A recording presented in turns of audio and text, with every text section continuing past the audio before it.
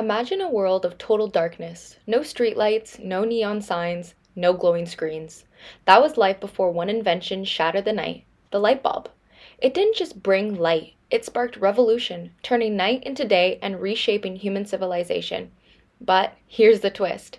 The same light that powered progress is now polluting our skies, disrupting nature, and even affecting our health. So, has the artificial light bulb become too much of a good thing? Let's uncover the brilliant truth about the light bulb and the darkness it's creating.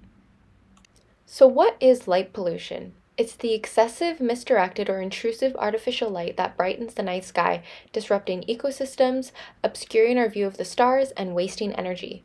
Unlike other forms of pollution, light pollution is reversible with proper awareness and action. There are several types of light pollution to exist, including glare, which is a disruptive light that shines horizontally, light trespass, the unwanted shining light onto nearby areas, and finally, sky glow, a halo over inhabited areas caused by the scattering of light particles. One of the most well-known ways to measure light pollution is the Bortle scale. The Bortle scale is a 9-level classification system that measures the brightness of the night sky and the extent of light pollution in a given area.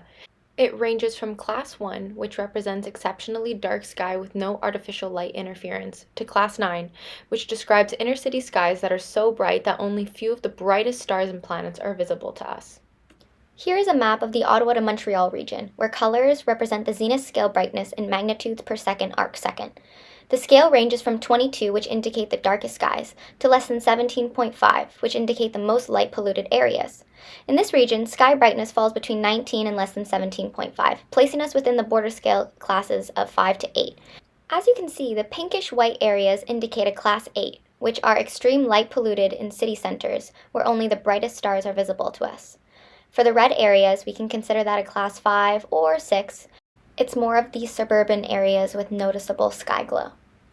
Unfortunately, light pollution doesn't just affect our view of the sky, it also has serious health consequences. These include disruption of biological clocks, poor sleep quality, and higher risk of chronic conditions. When it comes to our biological clocks, we have these things called sleep cycles. In a normal sleep period, a person goes through 4 to 6 sleep cycles, each from which lasts 70 to 120 minutes.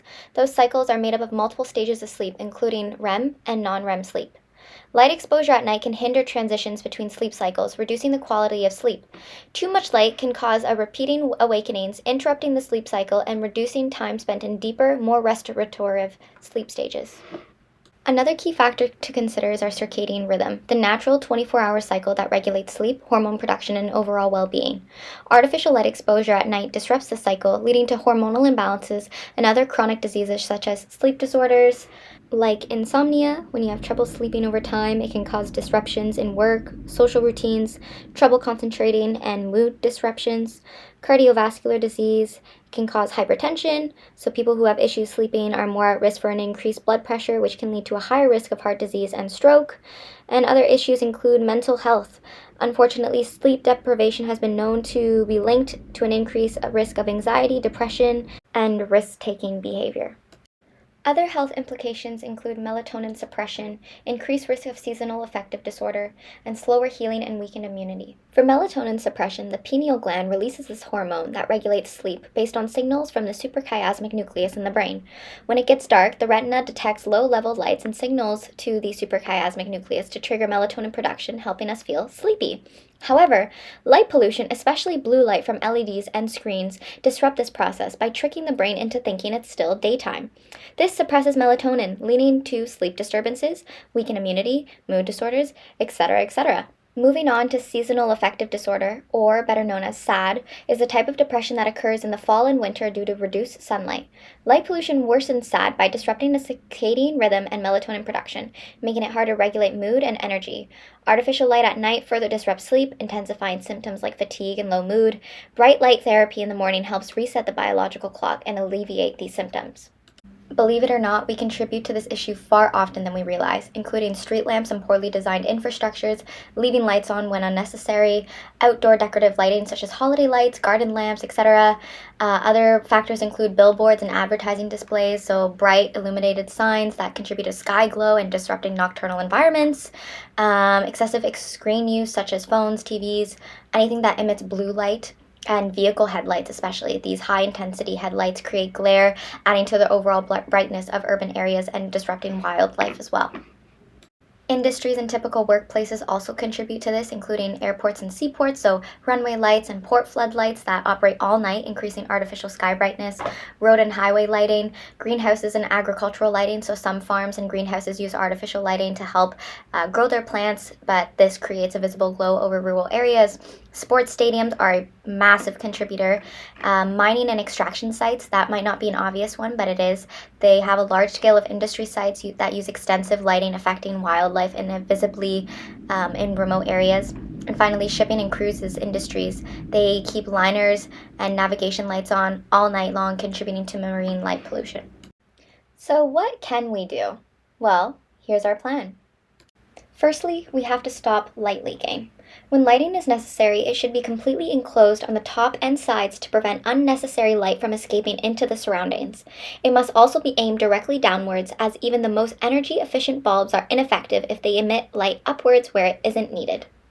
For the next thing, we have to think warm when choosing our outdoor lighting. Cool white lights with high blue content harm human health, wildlife, and even the night sky. Instead, opt for warmer bulbs with a color temperature of 2700 Kelvin or lower, which emit a softer red tone glow. Thirdly, use timers to control lighting. Timing is key for outdoor lighting. Swap dusk to dawn sensors for motion sensors or even timer sensors to use light only when needed. A driveway sensor activates light as you arrive, while timers control lighting efficiently. This improves security, saves energy, reduces emission, and most importantly, lowers cost. A few other things I'd like to mention is 4. Keep the blinds and drapes closed. After sunset, close your windows and shades to prevent indoor lighting from spilling outside and adding to the light pollution. Number 5, limit screen time in the evening to reduce light exposure and keep your circadian rhythm in check. Turns out our parents telling us to get off your phone before bed actually had some science behind it. And finally, 6, avoid driving at night if possible. By doing so, we can help minimize glares into our homes, helping with the production of melatonin and undisrupted sleep patterns. Thank you for listening to my presentation. Let's continue to make a difference one action at a time.